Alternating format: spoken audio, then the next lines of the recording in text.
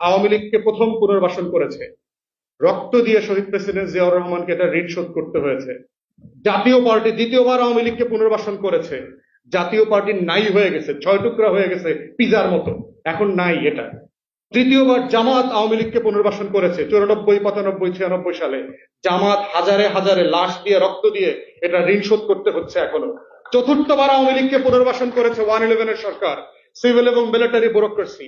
আমাদের টোটাল ব্যুরোক্রেসিকে নাই করে দিয়েছে ভারত এবং আওয়ামী লীগ।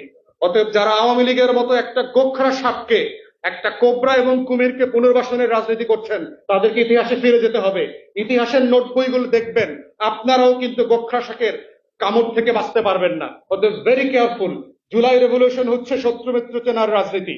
জুলাই রেভলিউশন হচ্ছে লাল সবুজের পতাকার বাঁচিয়ে রাখার রাজনীতি। এই রাজনীতিটাই হচ্ছে গণ অভ্যুত্থানের স্পিরিট, এবং তার ভিত্তিতে আগামী দিনের এই গণ অভ্যুত্থানের ফরমান লিখিত হতে হবে। সেই আহ্বান রাখিয়ে